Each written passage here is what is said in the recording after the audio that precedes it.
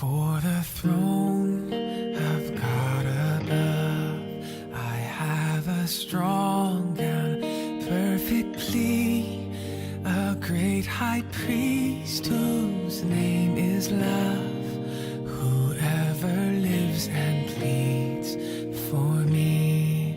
My name is graven on his hands, my name is written. Todos acharam? Atos capítulo 2, do versículo 41 ao 47. Amém? Diz assim: desse modo, os que acolheram a sua palavra foram batizados, e naquele dia juntaram-se a eles quase 3.000 pessoas. E eles perseveravam no ensino dos apóstolos e na comunhão, no partir do pão e nas orações. Em cada um havia temor, e muitos sinais e feitos extraordinários eram realizados pelos apóstolos. Todos os que criam estavam unidos e tinham tudo em comum, vendiam suas propriedades e bens, e os repartiam com todos, segundo a necessidade de cada um. E perseverando de comum acordo, todos os dias no templo, e partindo o pão em casa, comiam com alegria e simplicidade de coração, louvando a Deus e contando com o favor de todo o povo.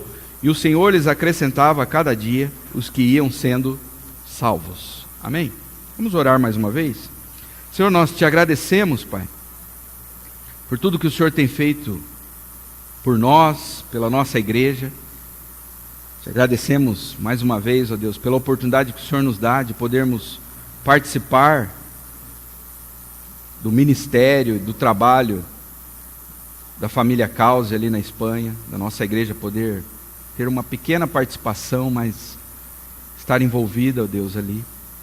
Te agradecemos pelas vidas que o Senhor tem salvo neste lugar, pelos relacionamentos que o Senhor tem restaurado, as curas que o Senhor tem realizado. Te agradecemos pela oportunidade que o Senhor nos dá de prestarmos culto, a liberdade que temos de prestar culto ao Senhor e de ouvir a Tua palavra. Pedimos nessa noite, Pai, que o Senhor fale conosco. Pela Tua misericórdia, pela Tua graça, que o Senhor use a minha vida para falar com o Teu povo, que eu possa falar no poder do Teu Espírito, ó Deus, e que hoje haja salvação, que hoje haja renovação, em nome de Jesus. Amém. Hoje nós vamos começar uma nova série de mensagens com o título A Vida na Igreja. A série passada nós falamos sobre a vida pública, a nossa vida lá fora. E agora nós vamos tratar sobre a nossa vida na igreja. Como deve ser a nossa vida na igreja. E para começarmos, eu pensei numa pergunta: qual a imagem que a sociedade ela tem da igreja? Como é que as pessoas lá fora elas enxergam a igreja? Então eu separei em duas partes. Primeiro, alguns aspectos positivos. Elas olham para a igreja como um lugar de encontrar paz. As pessoas lá fora olham para a igreja e veem a igreja como um lugar de se encontrar paz, um lugar terapêutico, onde eu posso tratar as minhas emoções, os meus traumas, os meus medos, as minhas inquietações, a minha ansiedade. As pessoas olham também para a igreja como um lugar onde se resolve problemas impossíveis. As pessoas buscam a igreja quando o médico diz: olha, não há cura para o seu problema. Então elas olham para a igreja como um lugar de milagres, de resolver problemas impossíveis, como cura, problemas financeiros também. As pessoas procuram a igreja quando estão atoladas em dívidas, quando estão passando por um momento difícil de desemprego. As pessoas olham para a igreja também como um lugar para resolver o problema da solidão. Elas enxergam na igreja como um lugar bom para arrumar um casamento, por exemplo. Os homens pensam assim: poxa, se eu quero arrumar uma esposa decente, eu vou encontrar na igreja. Eu não vou encontrar no rastro do cowboy, mas eu vou encontrar na igreja. E as mulheres a mesma coisa. Elas sabem que elas não vão encontrar homens decentes na noitada, nas baladas da vida. Então elas pensam, um homem decente, provavelmente eu vou encontrar na igreja. E as pessoas, elas olham para a igreja dessa forma, nos aspectos positivos. Um lugar também para exercitar a espiritualidade. Quantos já não ouviram as pessoas dizer assim, olha, é bom ir na igreja, faz bem para o nosso espírito. É importante ir à igreja. Porque a igreja, você pode exercitar a sua espiritualidade. O importante é ir numa igreja. O importante é ter uma religião. Não é assim que as pessoas falam? Esses foram os aspectos positivos. Como que as pessoas lá fora, a sociedade, como que elas enxergam a igreja? Agora, as pessoas também olham para a igreja com um olhar negativo. E com uma certa razão. As pessoas olham também para a igreja, a nossa sociedade, como um lugar onde as pessoas são enganadas. Onde há um comércio da fé. Algumas pessoas dizem, não, a igreja é um lugar para enganar as pessoas, para tirar dinheiro das pessoas. Quem nunca ouviu isso? Quem nunca ouviu pessoas dizendo isso? Acha, rapaz, igreja é para bobo. É lugar onde as pessoas enganam. As pessoas também lá fora, elas olham para a igreja e veem a igreja como um lugar onde tudo é demônio. A igreja é conhecida também por demonizar tudo. Tudo é demônio. E, até, acho que foi ontem, alguém estava me falando, dos discos da Xuxa, lembra? Se você girasse ao contrário. Então, a igreja ela ficou conhecida por ver demônio em todo lugar. Parece esse negócio de caçar Pokémon, né? A igreja era assim, ela enxergava demônio em todo lugar. E algumas ainda enxergam demônio em todo lugar. A igreja também é vista pelos de fora como um lugar onde se concentra um monte de hipócritas. As pessoas olham para a igreja, a sociedade, e dizem, lá existe um povo que não vive o que crê. Eles são maus funcionários, maus pagadores. Eles não vivem aquilo que eles dizem professar. As pessoas olham também para a igreja como um lugar onde as pessoas são conservadoras, no sentido negativo. Nós não podemos nada. Se eu ir para a igreja é o lugar do não pode. Não pode nada. Nós somos também vistos como fundamentalistas, como machistas. Principalmente o movimento hoje, o movimento dos liberais, no sentido da política, onde eles são a favor do aborto, casamento entre pessoas do mesmo sexo, eutanásia, onde as pessoas são a favor do uso de drogas liberado. Eles olham para a igreja e falam, não, a igreja é um lugar de atraso intelectual, de retrocesso. Eles não evoluíram. Eles seguem um livro lá de 2000 anos atrás. Então é assim que as pessoas olham para a igreja, de forma negativa. As pessoas também olham para a igreja e veem os crentes como pessoas ignorantes. Ou você é inteligente ou você é crente, é assim que eles pensam. É impossível, por exemplo, ter um crente cineasta, um crente inteligente que é cineasta. As pessoas não conseguem ver isso em nós. As pessoas não conseguem enxergar um crente que seja inteligente e que seja um romancista, por exemplo. Me cite 2, 3 romancistas cristãos que escrevem romances do nosso século. Nós vamos ter do século passado. C.S. Lewis, por exemplo. Escritores famosos, cientistas famosos. Então, as pessoas olham para a igreja e veem a igreja como um lugar de retrocesso, de ignorância. E o pior é que muitos evangélicos têm a mesma visão sobre a igreja. Essa visão errada da igreja. E hoje nós vamos tentar ver, através da palavra de Deus, quais são os objetivos da igreja. Por que ela existe? Para que ela existe? O que ela deve realizar? Qual é o papel dela? Nós temos na igreja do primeiro século, quando a igreja nasceu, ela iniciou com 3.000 pessoas.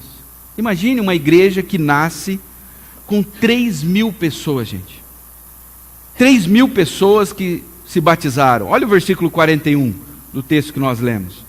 Desse modo, os que acolheram a sua palavra foram batizados e naquele dia juntaram-se a eles quase 3.000 pessoas.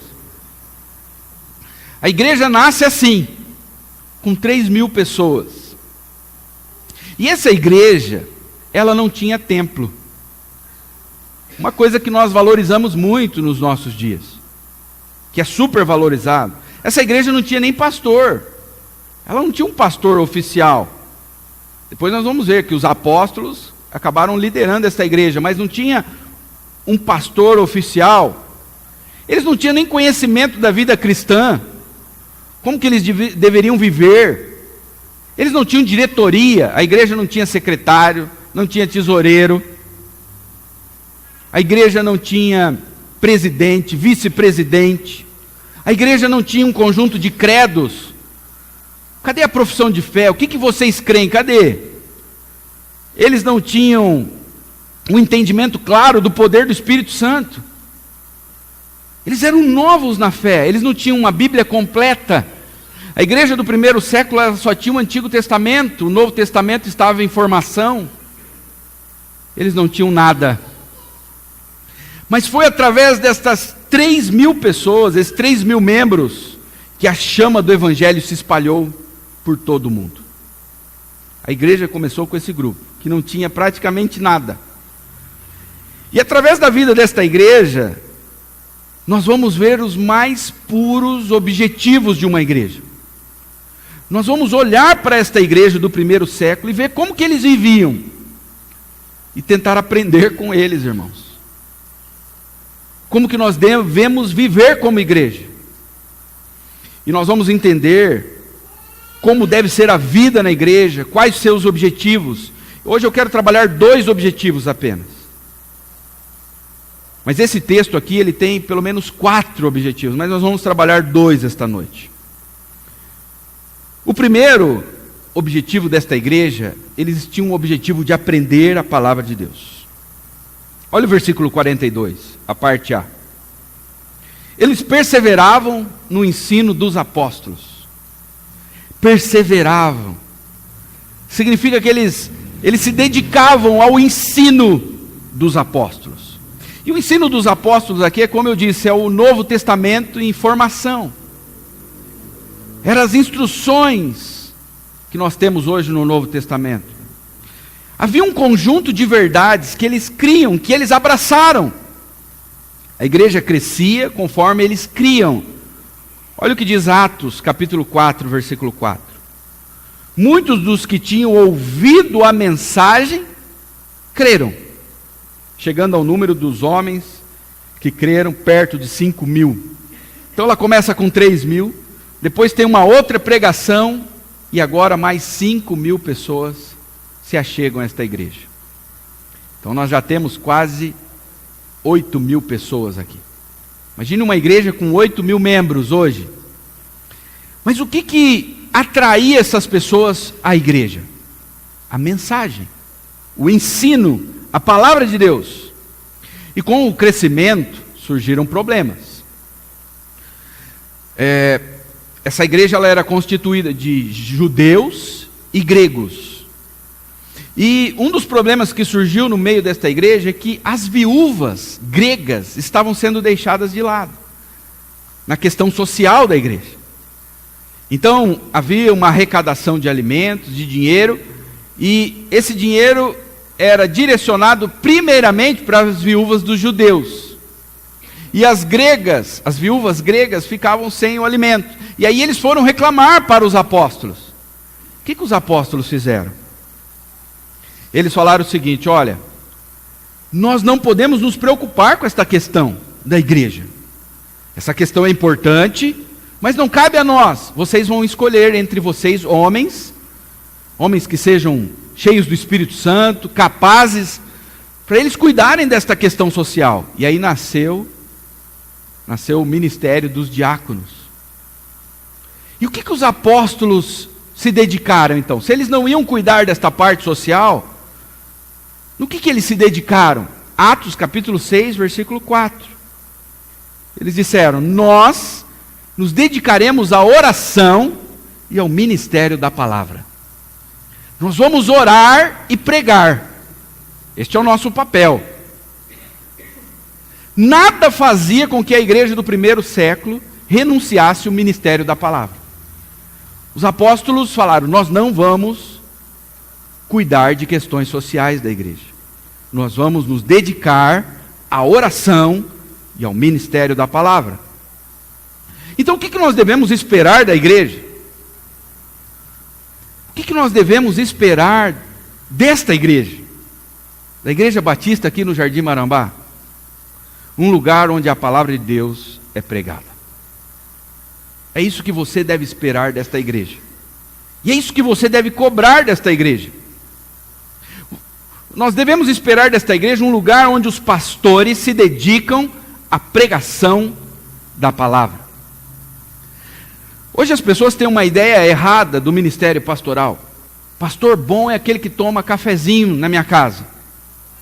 Pastor bom é aquele que vive na minha casa. Mas o que você deve cobrar do seu pastor é que ele pregue a palavra. Você deve exigir isso do seu pastor. Que ele estude, que ele se prepare, que ele seja uma pessoa de oração e que ele pregue a palavra de Deus. E o que eles pregavam? Qual era o conteúdo da mensagem destes homens, destes pastores? Será que eles pregavam 5 passos para ter um casamento feliz? Será que esta era a mensagem daqueles dias? Olha, vamos fazer uma terapia do amor aqui na igreja. Ou então eles pregavam 10 passos para obter uma vida financeira estável. Era isso que eles pregavam? Não. Olha o primeiro sermão desta igreja, Atos 2, 23. Pedro está pregando para uma multidão, essa multidão que se converteu, de 3.000 pessoas. Olha o que ele pregou. Este homem, está falando de Cristo, lhes foi entregue por propósito determinado e pré-conhecimento de Deus. E vocês, ele está falando para a multidão, tá? E vocês, com a ajuda de homens perversos, o mataram pregando-o na cruz. Então o sermão dele era um sermão atrativo, um sermão suave. Ele começa chamando o povo de assassino. Olha que legal. Vocês são tudo assassinos. Vocês mataram a Cristo. Sermão light. Atos 2:36. Ele continua: portanto, que todo Israel fique certo disso. Este Jesus a quem vocês crucificaram. Olha o que ele diz para a multidão: Deus o fez Senhor e Cristo. E depois ele continua, Atos 2:37. Não, é o povo, a reação do povo. Qual foi a reação do povo? Quando ouviram isso, ouviram o quê? Que eles eram assassinos, que eles estavam perdidos no pecado, que eles mataram a Jesus Cristo, que eles crucificaram o Filho de Deus. O que aconteceu com esse povo? Eles, quando ouviram isso, seus corações ficaram aflitos. E eles perguntaram a Pedro e aos outros apóstolos: irmãos, o que faremos? E agora? O que a gente faz? Tudo bem, você mostrou que a gente está perdido, que nós estamos no pecado, que nós somos pecadores. E agora, o que a gente faz? Qual foi a mensagem de Pedro para esse povo? Fiquem tranquilos, Deus é um Deus bonzinho, não vai levar em conta tudo isso que vocês fizeram. Deus é um Deus de amor, né? Vocês são filhos do rei, Ele vai dar uma casa nova para vocês, Ele vai dar esposa, casamento, vai dar um emprego melhor. Foi isso que Pedro disse? Não. Atos 2:38. Pedro respondeu: arrependam-se, e cada um de vocês seja batizado em nome de Jesus Cristo para perdão dos seus pecados, e receberão o dom do Espírito Santo. O que Pedro pregou aqui? O Evangelho. A mensagem de Pedro foi o Evangelho. Vocês são pecadores, Cristo veio a este mundo para resolver o maior problema de vocês. Qual é o maior problema de vocês? Não é finanças, não é conjugal, por isso que Pedro não pregou sobre isso. O maior problema de vocês é que vocês estão perdidos e que vocês podem ir para o inferno. Mas Deus, que é misericordioso, enviou Jesus Cristo. A luz veio ao mundo, mas vocês não quiseram Cristo. Vocês mataram a Cristo. Vocês quiseram outras coisas. Vocês não quiseram se entregar a Cristo. Não, é melhor mais tarde. Não é assim que a gente ouve. Agora eu vou curtir. Eu tenho muitas coisas para fazer. Eu tenho um namoro imoral. Eu tenho baladas. Eu tenho outras coisas que são mais legais. Depois eu vou para Cristo. E a gente faz igual aquele povo. Aquele povo rejeitou a Cristo. E Pedro disse: vocês estão perdidos, mas Cristo veio para resolver o maior problema de vocês. Vocês têm uma dívida tão grande com Deus, que nada do que vocês fizerem será suficiente para pagar a dívida de vocês. Então Cristo veio para pagar a dívida de vocês. Eles ouviram o Evangelho, e eles ficaram aflitos. O que nós temos que fazer então para sermos salvos? Arrependam-se, peçam perdão a Deus, e façam uma profissão de fé. Sejam batizados. O batismo é o quê? Uma profissão de fé. É dizer que eu creio em Cristo e que Cristo me salvou. Basicamente o batismo é isso. E foi isso que eles fizeram. E naquele dia 3.000 pessoas foram salvas. Mas não foi com uma mensagem açucarada, palatável, terapêutica. Foi com uma mensagem dura. Atos 20, 21. Nós vamos ver o que eles pregavam. O apóstolo Paulo aqui: vocês sabem que não deixei de pregar-lhes nada que fosse proveitoso, mas ensinei-lhes tudo publicamente, de casa em casa. Testifiquei tanto a judeus como a gregos que eles precisam o quê? Converter-se a Deus com arrependimento e fé em nosso Senhor Jesus Cristo. O que Paulo pregava? Ele falou: olha, eu ensinei as pessoas que elas deveriam se converter, que eles deveriam mudar de vida, que eles tinham que se arrepender e crer em Jesus. Atos 20, 26 e 27. Portanto, eu lhes declaro hoje que estou inocente do sangue de todos, pois não deixei de proclamar-lhes toda a vontade de Deus. Paulo disse: eu estou livre do sangue de vocês. Se vocês não creram, não é problema meu, porque eu preguei. Eu preguei todo o conselho de Deus, toda a vontade de Deus para vocês. E 1 Coríntios 2:2 ele diz: pois decidi nada saber entre vocês, a não ser Jesus Cristo e este crucificado. Qual que era a mensagem da igreja do primeiro século? Era uma mensagem cristocêntrica. As pessoas, elas olhavam para a igreja e elas sabiam que o que seria pregado ali seria sobre Cristo. Eles sabiam isso. E infelizmente não é isso que as pessoas enxergam na igreja hoje. As pessoas olham para a igreja e sabem: olha, lá eu vou ouvir algo como me dar bem financeiramente, como resolver meus problemas. Eu vou ouvir uma mensagem sobre cura física. Mas os apóstolos, os primeiros pastores da igreja, eles não pregavam isso. Porque o maior problema do homem não é finanças. O maior problema do homem não é conjugal, não é físico. Existe algo pior que o câncer, que é o inferno. Existe algo pior do que o câncer, que é o tormento eterno. Nós lemos hoje em Apocalipse: ficarão de fora os mentirosos, os feiticeiros, os imorais, eles vão ficar de fora. E eles vão para um lugar que é um lago de fogo. Esse é o maior problema do homem.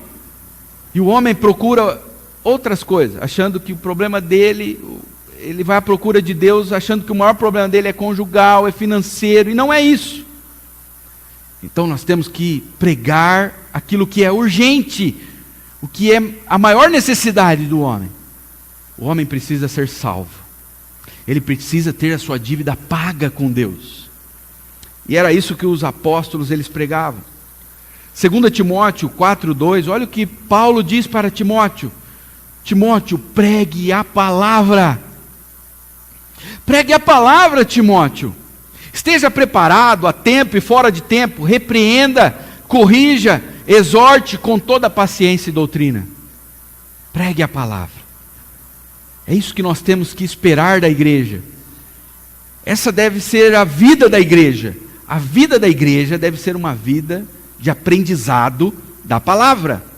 Um pastor americano chamado Charles Swindoll, olha o que ele diz. Nestes dias de sermões superficiais, devocionais açucaradas e críticas carregadas de emoção, às quais faltam substância bíblica, se você preparar e pregar mensagens interessantes, que sejam fundamentadas nas Escrituras, acabará ficando famoso na sua comunidade. Famoso no sentido assim, no sentido positivo. As pessoas vão olhar e falar assim: rapaz, existe ainda alguém que prega a palavra. Mais importante do que isso, seu rebanho ficará bem mais equipado para assistir e servir eficazmente na obra do ministério. Preciso avisá-lo, entretanto, uma vez que as ovelhas tenham sentido o gosto da boa palavra de Deus, vão querer mais e mais. Portanto, esteja pronto para um compromisso por toda a vida com um púlpito vigoroso. Depois que os nossos filhos experimentaram picanha, raramente quiseram carne de segunda de novo. A igreja tem que ser um lugar onde o seu púlpito é vigoroso, onde a palavra de Deus é pregada com fidelidade, com dedicação. Será que as pessoas olham para a igreja e enxergam isso? Que a Igreja Batista no Jardim Marambá é um lugar onde se prega a palavra? Será que você olha para essa igreja e enxerga isso? Ou você enxerga o que as outras pessoas enxergam? Não, é um lugar terapêutico, um lugar para eu resolver meus problemas. Essa é uma visão errada da igreja. As pessoas têm que olhar para a igreja e enxergarem a igreja como um lugar onde a palavra de Deus é pregada com fidelidade, onde Cristo é anunciado, a mensagem do Evangelho é anunciada. Agora, esse é o primeiro objetivo, o aprendizado da palavra da igreja. Por que é importante que este objetivo da igreja, o aprendizado da palavra, seja ressaltado em nossos dias? Por que esse objetivo é importante? O aprendizado da palavra de Deus. Por que esse objetivo deve ser reforçado, ressaltado? Sabe por quê? Porque na nossa sociedade há uma busca por significância. As pessoas estão à procura de um significado para suas vidas. Há uma busca para o sentido da vida. Por que eu estou aqui? De onde eu vim? Para onde eu vou? Qual o meu propósito neste mundo? As pessoas estão perguntando isso. E nós podemos perceber isso através de alguns problemas que a nossa sociedade tem. Duas coisas geram essa inquietação nas pessoas: a falta de significado, de sentido para suas vidas. Uma das coisas que tem gerado essa sensação de significado é o efeito da tecnologia. Hoje as pessoas não se sentem mais humanas por conta da tecnologia. Hoje as pessoas, elas se sentem desumanizadas por conta da tecnologia. Hoje a gente dá parabéns pelo Facebook, pelo WhatsApp. A gente trata as pessoas como mais um no nosso grupo de 1.533 amigos do Facebook. As pessoas estão se sentindo desumanizadas. Elas são números. Elas são um objeto da internet. Isso tem feito um mal-estar para a nossa sociedade. As pessoas estão conectadas, mas ao mesmo tempo se sentem sozinhas, porque falta calor humano. E este é um dos efeitos da tecnologia. Um outro problema é a questão do reducionismo científico. O que isso quer dizer? A ciência, ela desumanizou o homem. A ciência diz o seguinte: sabe o que é? Você é fruto de uma explosão, meu amigo. Você veio, o seu ancestral é um bicho peludo, que andava meio encurvado, e depois ele foi esticando. O seu ancestral era uma ameba, você veio de uma célula.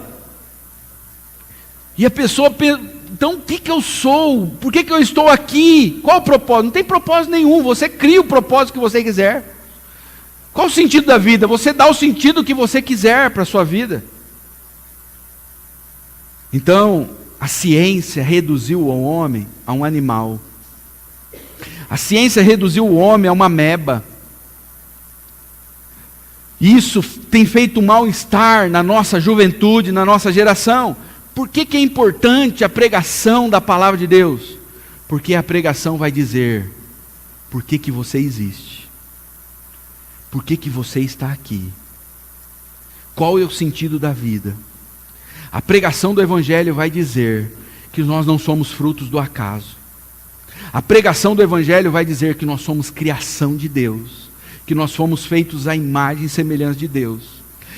A pregação do Evangelho vai dizer que nós estamos nessa bagunça toda porque nós pecamos, os nossos pais pecaram, e nós também somos pecadores, e por isso que esse mundo está bagunçado, mas a mensagem do Evangelho vai dizer o seguinte: Cristo veio para nos salvar desta bagunça, e veio para transformar os nossos corpos, e para mudar a nossa vida, transformar a nossa vida para que nós nos tornemos a imagem novamente perfeita de Cristo, para que nós nos tornemos como Cristo é. Tem um sentido, tem um depois. Nós lemos hoje que nós vamos habitar numa cidade linda, maravilhosa. A mensagem do Evangelho vai dar sentido para a vida das pessoas, e as pessoas estão angustiadas. A nossa sociedade está angustiada, porque ela não tem sentido, a vida delas não tem sentido, e nós precisamos pregar o Evangelho. Olha o que diz um jornalista chamado Arthur Koestler. Existe no homem uma tendência inerente para sair à procura de significados, para preencher, significados para preencher e de valores para realizar. Milhares e milhares de jovens estudantes vivem expostos a uma doutrinação que nega a existência de valores. Vocês estão percebendo, nossa sociedade está destruindo tudo aquilo que, todos os valores morais da nossa sociedade, éticos. O resultado disso é um fenômeno que vem se espalhando pelo mundo. Mais e mais pacientes se acotovelam em nossas clínicas, queixando-se de um vazio interior, de uma total e extrema falta de significado na vida. As pessoas não têm mais, elas não conseguem enxergar um sentido para as suas vidas. E onde que elas vão aprender qual é o sentido da vida? Onde? Na internet, assistindo o Leandro Carnal, um ateu, falar. Elas vão aprender sobre o sentido da vida na igreja que prega o Evangelho, que diz que nós somos um povo pecador, caído, mas nós somos feitos à imagem e semelhança de Deus. Nós somos criação de Deus, e Deus nos amou e enviou seu Filho para morrer em nosso lugar. E após esta vida, existe dois destinos, ou é céu ou inferno. As pessoas precisam aprender sobre o sentido da vida, por que estamos aqui, de onde viemos e para onde vamos. Entender como deve ser a vida na igreja. Por isso, quais os objetivos da igreja? O primeiro objetivo, e meu tempo já foi quase tudo.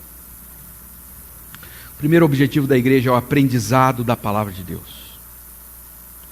Você tem que olhar para a igreja como um lugar onde se aprende a palavra de Deus, onde o Evangelho é pregado. E é isso que você deve esperar de uma igreja saudável, uma igreja cristã. O que você deve esperar de uma igreja? Emoções que te levam às alturas? Não! Você deve esperar da igreja um lugar onde se prega o Evangelho de Jesus Cristo, o que dá sentido para a nossa vida. Em segundo lugar, culto a Deus. O que se deve esperar de uma igreja? Parece uma coisa tão assim, simplista dizer isso. Isso aí deveria ser algo natural. Nós deveríamos esperar da igreja um lugar onde se cultua a Deus. Mas hoje, irmãos, infelizmente, se faz de tudo nas igrejas. Em muitas igrejas, corrigindo, se faz de tudo. menos culto a Deus. Existe culto à personalidade, ao cantor fulano de tal vai vir e tal, o pregador fulano de tal vai vir, existe festa de tudo. Festa do chocolate, da paçoca, do amendoim, de tudo. Só não tem culto. Culto a Deus. Olha o que diz o versículo 42. Como que os nossos irmãos, como que era a vida da igreja, dos nossos irmãos do primeiro século? Eles perseveravam nos ensinos dos apóstolos, na comunhão, no partir do pão e nas orações. Comunhão, partir do pão e nas orações. Isso aí fala do momento deles de culto. Partir do pão lembra a ceia, a Santa Ceia. Diz que essa igreja perseverava. Significa que eles tinham uma fidelidade constante, sincera. Havia intensidade, ardente devoção. O culto deles não era um culto morto. Era um culto apaixonado, havia dedicação. Não era um culto mecânico, um culto frio. E qual o resultado deste culto que eles tinham a Deus? Versículo 43. Em cada alma havia temor. Sabe o que significa essa palavra, essa frase no grego? Em cada alma havia temor. Literalmente significa um medo veio a estar em toda a alma. Um medo tomou conta da alma daqueles irmãos no momento do culto. Mas era um medo, não é um medo de pavor, mas é um medo de reverência e respeito. Nós estamos diante do próprio Deus. Imagina, você tem noção que Deus está aqui agora? Nós estamos diante dele. Por isso que nós começamos nosso culto pedindo perdão. Nós não podemos lá chegar na presença de Deus de qualquer jeito. Nós estamos diante daquele que é 3 vezes santo. O culto é para ele, ele deve ser o centro de todo o culto. Tem igrejas que gastam meia hora só para dar recado, gente. 2 horas só de louvor. Canta. Cantar é importante, faz parte do culto. Mas não é só isso. O culto deve ser centralizado em Deus, não no nosso ego, naquilo que é legal para nós. Não, o culto é a Deus. Havia temor, sabe por quê? Havia uma consciência da presença de Deus, um respeito saudável. Havia temor, não tinha bagunça naquela igreja. Cristo estava centralizado no culto. E não era algo sombrio, aquela coisa fúnebre, não. Olha o que diz o versículo 46 e o 47. Perseveravam de comum acordo todos os dias no templo, e partindo o pão em casa, comiam com alegria e simplicidade de coração, louvando a Deus. Havia alegria, era simples, mas havia alegria, e eles louvavam a Deus. Você não consegue olhar para essa igreja e ver uma igreja morta, algo fúnebre. Não, havia também fervor, alegria. E por que nós temos que enfatizar a busca por um culto saudável em nossos dias? Por que nós temos que olhar para a igreja e ver que um dos objetivos da igreja é cultuar a Deus? O primeiro que nós vimos é aprender sobre a palavra de Deus. O segundo é cultuar a Deus. Porque a nossa sociedade, além de ter uma busca por significado, a nossa sociedade também busca a transcendência. Ela busca por algo transcendente, por uma realidade diferente, superior ao mundo natural. E como é que eu sei disso? Porque eu faço uma leitura da sociedade. A nossa sociedade está à procura de algo transcendente, algo espiritual. Nunca se falou tanto sobre espiritualidade como nos nossos dias. Olha o que diz a música do Lenine, Solidão. Ele diz: solidão, o silêncio das estrelas, a ilusão. Eu pensei que tinha um mundo em minhas mãos, como um Deus, e amanheço mortal. E assim, repetindo os mesmos erros, dói em mim.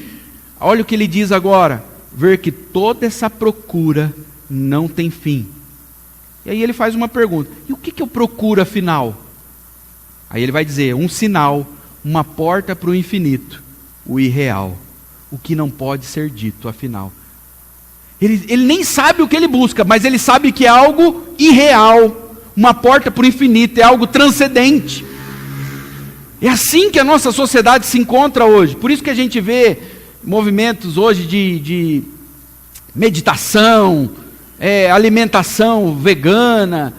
As pessoas associaram a alimentação à questão espiritual, cristais, pirâmides, acupuntura e um monte de outras coisas. As pessoas estão à procura de coisas transcendentes, de algo espiritual, porque eles tudo que se vê, esse materialismo, não satisfaz o anseio do coração deles. E onde eles vão encontrar algo transcendente? Existe algo mais transcendente do que um culto a Deus, gente?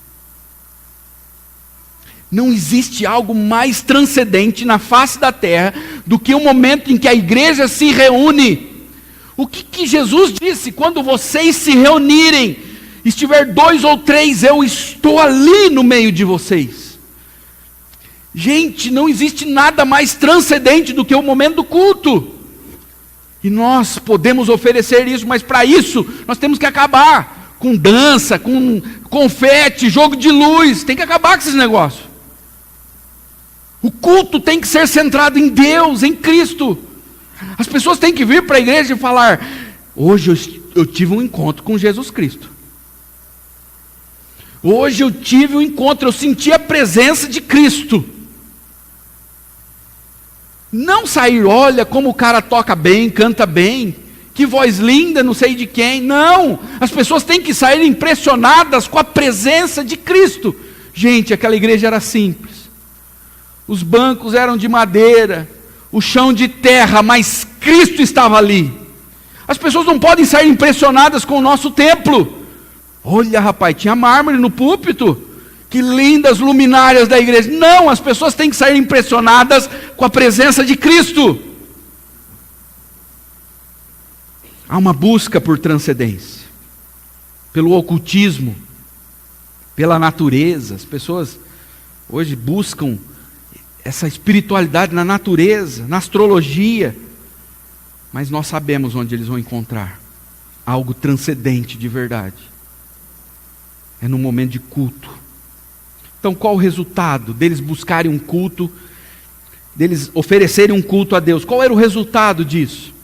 Nós vimos hoje 2 objetivos: a busca por aprender a palavra de Deus e o culto a Deus, culto centralizado em Cristo. Versículo 47 mostra o resultado: louvando a Deus e contando com o favor de todo o povo. As pessoas olhavam lá fora e falavam: gente, esse povo é demais. Esse povo é diferente. A sociedade olhava para a igreja daqueles dias e diz que eles contavam com o favor do povo. E o Senhor acrescentava a cada dia os que iam sendo salvos.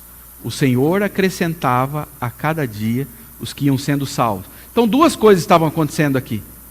Depois que esse povo buscou aprender a palavra de Deus e prestou um culto a Deus com reverência, temor e alegria.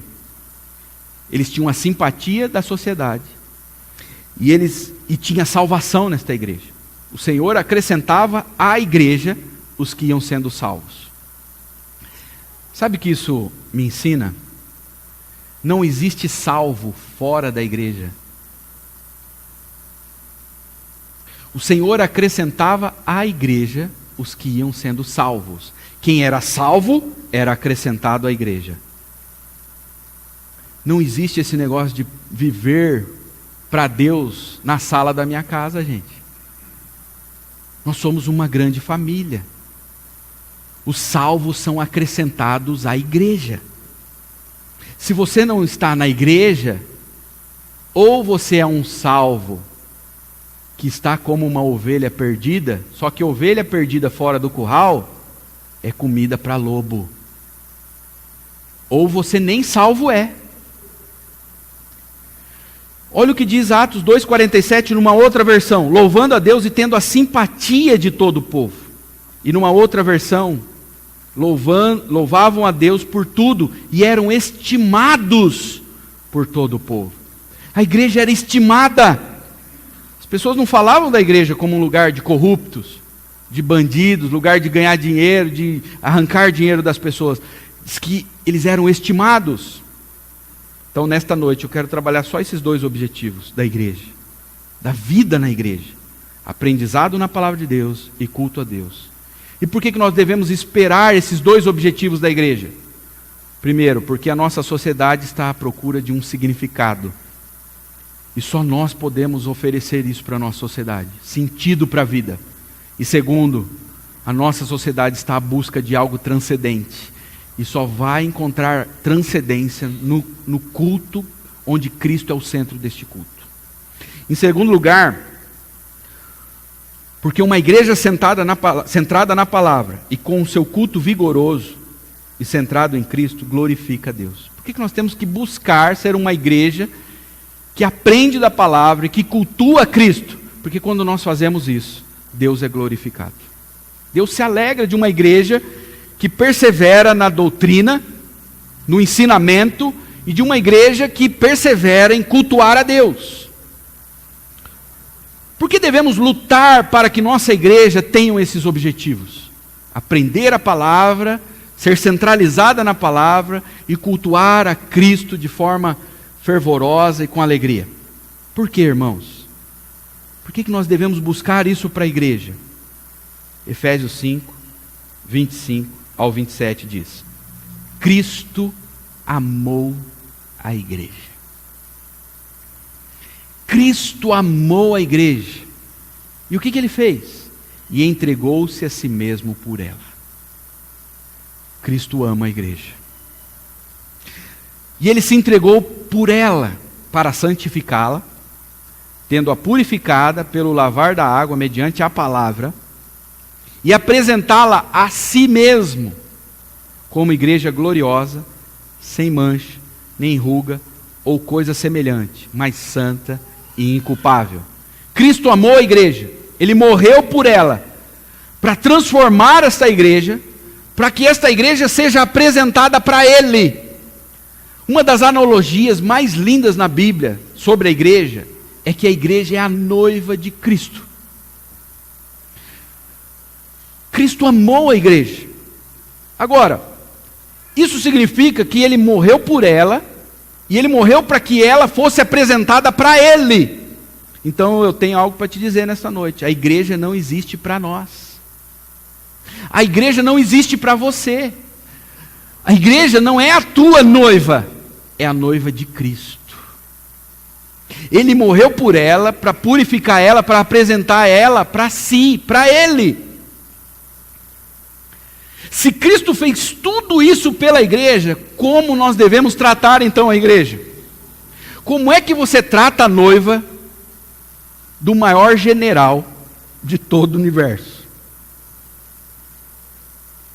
Você chega para o homem mais poderoso da terra e fala assim: olha, você é 10, cara, eu te amo, mas eu odeio a sua esposa. Você tem coragem de falar isso para ele?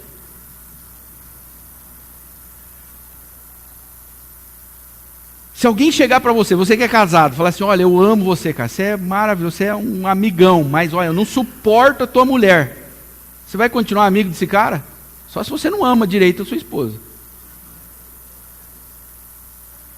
Mas às vezes a gente faz isso com a igreja, quando a gente não ora pela igreja.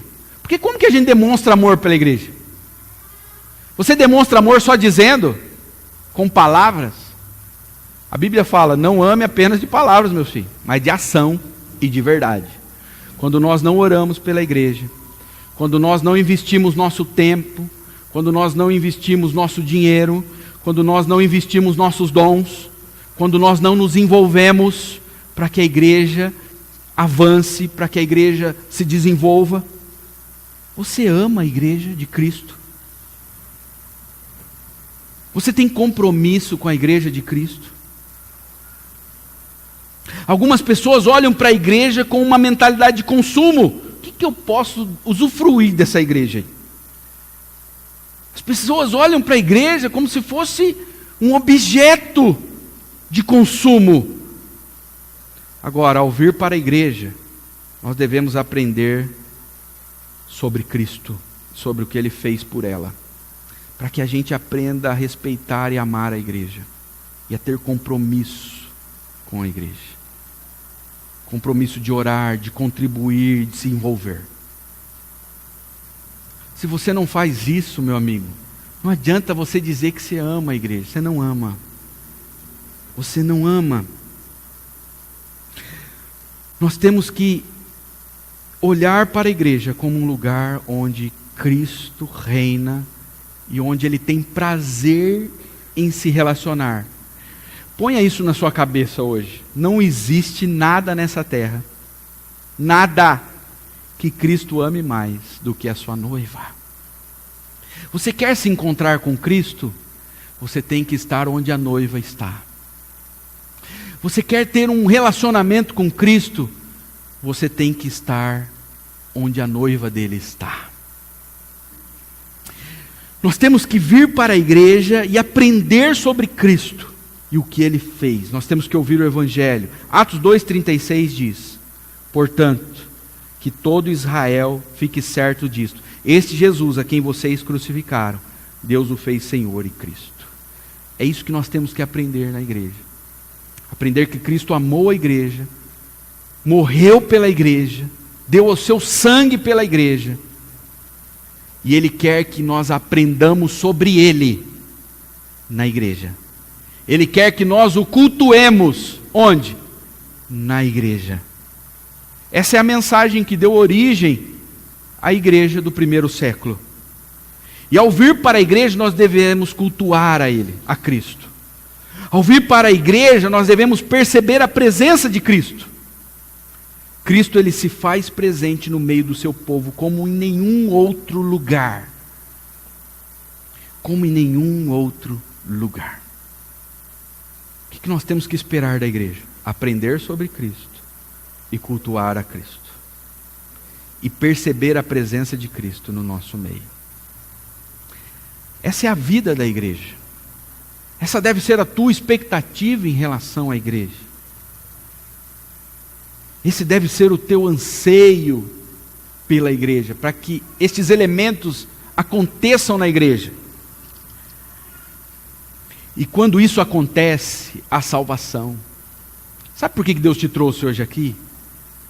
Não foi para ouvir uma palavra psicologizada, uma palavra terapêutica. Deus te trouxe aqui porque você precisa de Cristo, meu amigo. Ah, pastor, é que você não sabe as minhas contas, como é que tá? Não, não é isso que você precisa. Isso aí você trabalha, cara. Acorda cedo. Para de gastar mais do que você ganha. Faz um cursinho de finanças com o Gustavo Cerbasi. Tem curso hoje de finanças gratuito. Esse não é o teu maior problema. Deus te trouxe aqui para que você tivesse um encontro com Cristo. Para que você sentisse a presença de Cristo, e para que você fosse salvo, e para que a tua vida fosse entregue a Cristo nesta noite. É disso que você precisa. Você precisa ouvir a mensagem do Evangelho. Isso é a única coisa que vai dar sentido à tua vida. E você precisa cultuar a Cristo. Você vai ter uma experiência transcendente ao cultuar a Cristo. Que Deus nos ajude. Que Deus nos ajude nesta caminhada, irmãos. O mundo aí fora tem uma visão totalmente distorcida de Cristo e da sua igreja. Mas isso não pode acontecer com você. Você tem que ter uma visão correta sobre a igreja. E o lugar da igreja é o lugar onde nós aprendemos sobre Cristo e cultuamos a Cristo. Amém? Vamos orar. Before the throne of God above, I have a strong and perfect plea, a great high priest whose name is love, whoever lives and pleads for me. My name is graven on his hands, my name is written